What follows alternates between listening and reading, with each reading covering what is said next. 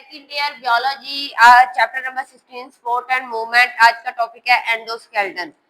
Endoskeleton जो है ये टाइप है एनिमल में मूवमेंट की। इससे पहले हमने जो डिस्कस की ये भी उनसे थोड़ा सा रिलेट करता है। एंडोस्केलेटन जो है ये दो तरह के टिश्यू से बनता है, बोन और कार्टिलेज। बोन और कार्टिलेज ये दोनों टाइप्स है किसके, रिजिड कनेक्टिव टिश्यू के।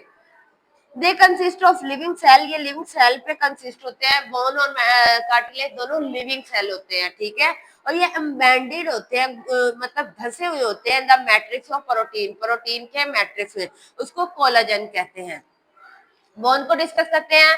मोस्ट रिजिड, सबसे कनेक्टिव टिश्यू की सबसे जो सख्त हड्डी, सख्त फॉर्म है वो हड्डी है, ठीक है। ये जो है ये collagen fibre of bone are harden. ये क्यों सख्त होती है? By the deposition of calcium phosphate. इसमें कैल्शियम फॉस्फेट होने की वजह से ये बहुत ज्यादा हार्ड होती है, ठीक है। बट बोन सपोर्टिंग योर, इसका अब फंक्शन की बात करते हैं। बोन जो है, बेटे आप इतने बड़े हो कि आपने, बोन क्या है बेटे, कनेक्टिव टिश्यू की सबसे सख्त फॉर्म है, ठीक है। क्यों होती है? क्योंकि इसमें कैल्शियम फॉस्फेट होती है। बोन जो है आपकी आर्म को सपोर्ट करती है, आपकी लेग्स को सपोर्ट करती है। जिसका जो आउटर शेल है, जो बाहर वाला हिस्सा है आपकी बाजुओं का या आपके क्या कहते हैं टांगों का, वो किससे बना है? कॉम्पैक्ट बोन से, सख्त हड्डी से बना हुआ है। विद स्पॉन्जी बोन, आपके जो बाहर बोन है बेटे वो कॉम्पैक्ट है, वो हार्ड फॉर्म है। जो अंदर है वो स्पॉन्जी है, स्पॉन लाइक सॉफ्ट सॉफ्ट सी होती है। अक्सर आपने हड्डी देखी होगी किसी जानवर की, तो वो अंदर से वो स्पॉन्जी होती है और बाहर से कैसे हार्ड होती है, वही बता रहे हैं, ठीक है। कॉम्पैक्ट बोन जो है ये डेंस होती है और स्ट्रॉन्ग होती है, बहुत क्या कहते हैं ताकतवर, स्ट्रॉन्ग होती है। ये अटैचमेंट प्रोवाइड करती है मसल्स के साथ। आपकी जो मसल्स है वो हड्डियों के जरिए, आपस में हड्डियां हैं जो उसे अटैच कर रहे हैं और उसे सपोर्ट कर रही है आपकी बॉडी को। स्पॉन्जी बोन जो है बेटे is light rich in blood vessels. ये इनमें स्पॉन्जी बोन में ब्लड वेसल्स होती हैं पर बहुत ज्यादा नहीं, और हाईली पोरस, और ये ज्यादा पोरस होते हैं, मतलब खाली अंदर एक सुराख से। कैविटी ऑफ स्पॉन्जी बोन में उन्होंने कहा है contain bone marrow. Spongy bone के अंदर बोन मैरो होता है। बोन मैरो किसे कहते हैं? हड्डियों के गूदे को कहते हैं, जहाँ पे आपके ब्लड सेल बनते होते हैं। आपके जो ब्लड सेल है तीन किस्म के हैं बेटे, वो क्या कहते हैं? Red blood cell, white blood cell और क्या कहते हैं? प्लेटलेट, ठीक है। ये तीनों बनते हैं और ये बोन मैरो के थ्रू बनते हैं। इसके बाद जी बोन मैरो की बात कर रहे थे, उसके बाद उन्होंने कहा तीन तरह के, three types of cell associate with bone. Bone में तीन तरह के सेल होते हैं, bone forming cell, mature bone cell और बोन डिसॉल्विंग सेल। एक जो बोन हड्डियों को बना रहे हैं, एक जो हड्डियों मेच्योर बोन है, बोन सेल है, और एक जो बेटे क्या कहते हैं हड्डियों के सेल्स को डिसॉल्व कर रहे हैं, ठीक है।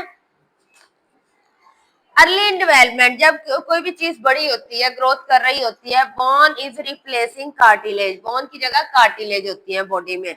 ओस्टियोक्लास्ट जो है वो इन्वेड होती है, उसके अंदर होती है और डिसॉल्व कर देती है कार्टिलेज को।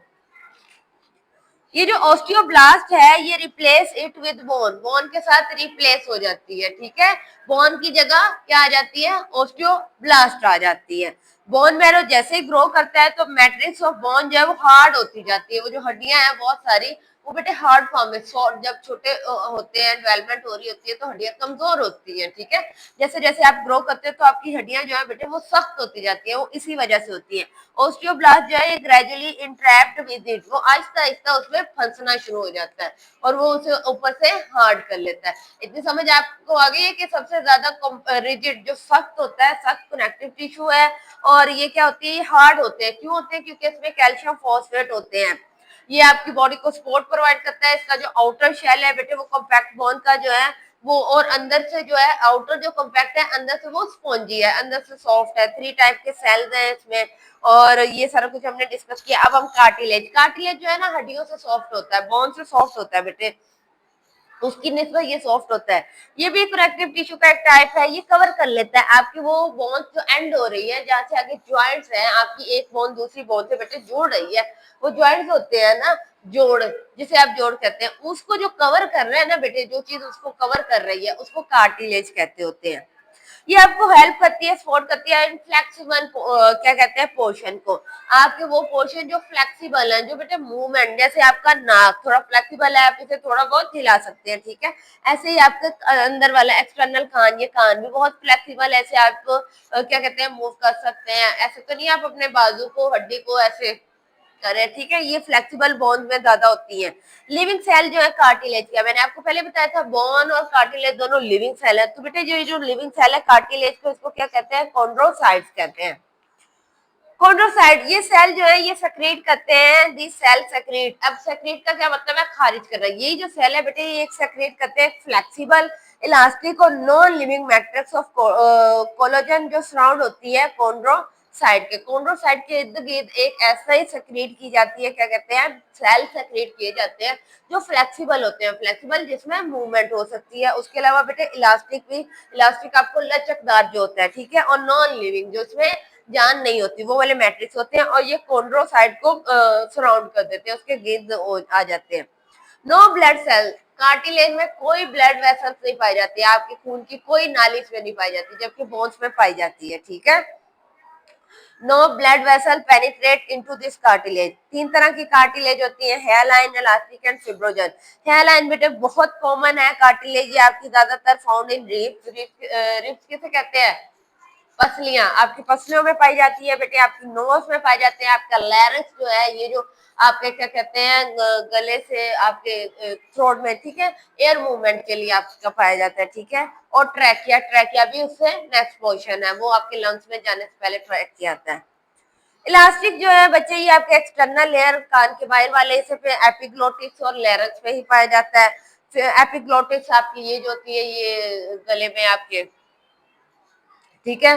फिब्रोकार्टिलेज बेटे इनवर्टिब्रेट डिस्क। वर्टिब्रेट क्या होता है, वर्टिबल आपकी रीढ़ की हड्डी, तो इनवर्टि उसके अंदर डिस्क होती है छोटी छोटी सी, उसमें पाया जाता है। उसके अलावा बेटे आपके जॉइंट जितने भी जोड़ है एक दूसरे से जुड़े उसमें, और कैप्सूल और लिगामेंट्स में पाया जाता है। ये हमारा आज का टॉपिक है, कल हम ह्यूमन स्केलेटन को डिस्कस करेंगे, ठीक है। आज के लिए इतना काफी है।